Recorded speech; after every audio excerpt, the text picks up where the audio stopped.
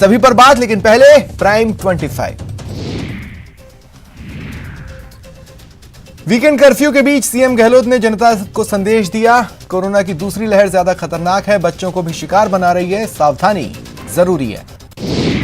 CM ने कहा, corona संक्रमण पर नियंत्रण और लोगों की जान बचाना प्राथमिकता है, लापरवाही के कारण सरकार को सख्ती करनी पड़ रही है। सीएम ने लोगों से हेल्थ प्रोटोकॉल का ख्याल रखने की अपील की, कहा, महामारी से लड़ाई अस्पताल में नहीं, मैदान में लड़ी जाती है, बचाव ही उपाय है। वैक्सीन को लेकर सीएम ने कहा, प्रदेश में वैक्सीन की कमी है, जिसके लिए लगातार केंद्र से संपर्क में है, साथ ही सभी से वैक्सीन लगवाने की भी अपील की। इधर कोरोना की रफ्तार बेकाबू है, पिछले 24 घंटे में 7,359 नए केस प्रदेश में आए, 31 लोगों ने जान गंवाई। जयपुर में आज फिर रिकॉर्ड तोड़ मामले आए, 1,201 पॉजिटिव केसेस मिले, जोधपुर में 1,144। और इधर राजस्थान में वीकेंड कर्फ्यू लगाया गया है, जो सोमवार 6 बजे तक रहेगा। इस दौरान इमरजेंसी सेवाओं को छूट है, उपचुनाव की वोटिंग के लिए भी छूट है। सीएम ने ट्वीट कर कर्फ्यू के दौरान सरकार का सहयोग करने की अपील की। सीएम ने लिखा, एक दूसरे का सहयोग करें, राजस्थान सरकार हर परिस्थिति से निपटने के लिए तैयार है। इधर देश में पिछले 24 घंटे में रिकॉर्ड 2,17,353 लोग संक्रमित पाए गए। पिछले साल संक्रमण की शुरुआत से लेकर अब तक का एक दिन का यह सबसे बड़ा आंकड़ा है।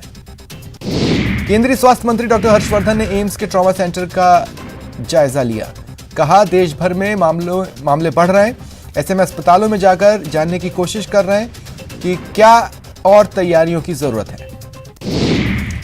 यूपी में पिछले 24 घंटे में 27,000 से ज्यादा केस आए, राजधानी लखनऊ में 6,598 पॉजिटिव केसेस मिले। देश में ऑक्सीजन पर केंद्र सरकार गंभीर है, आपूर्ति सुनिश्चित करने को लेकर पीएम मोदी ने समीक्षा बैठक की। 12 हाई बर्डन राज्यों में ऑक्सीजन सप्लाई को लेकर की गई। केंद्र सरकार ने आत्मनिर्भर भारत मिशन 3.0 के तहत कोविड सुरक्षा अभियान का ऐलान किया। भारत देसी कोरोना वैक्सीन कोवैक्सीन के उत्पादन को बढ़ावा देगा। सितंबर 2021 तक हर महीने 10 करोड़ कोवैक्सीन डोज उत्पादन का लक्ष्य रखा गया है। इधर council for the Indian school certificate examinations ने आईसीएसई और आईएससी बोर्ड परीक्षाएं स्थगित कर दी हैं। नई तारीखों पर अंतिम निर्णय जून 2021 के पहले सप्ताह तक लिया जाएगा। किसान नेता रामपाल जाट ने कहा कि कोरोना के कारण 30 अप्रैल तक किसानों का सत्याग्रह स्थगित कर दिया गया है। भगोड़े नीरव मोदी को जल्द ही भारत लाया जाएगा, इंग्लैंड के होम डिपार्टमेंट ने प्रत्यर्पण को मंजूरी दी है। प्रदेश में कल 3 विधानसभा सीटों के लिए उपचुनाव है।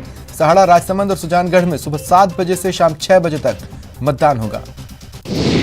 वोटिंग के लिए 1,145 पोलिंग स्टेशन है, साथ ही 1,000 संवेदनशील बूथों पर कैमरे से नजर रखी जाएगी। 80 साल से अधिक उम्र के बुजुर्ग पोस्टल बैलेट के जरिए मतदान करेंगे।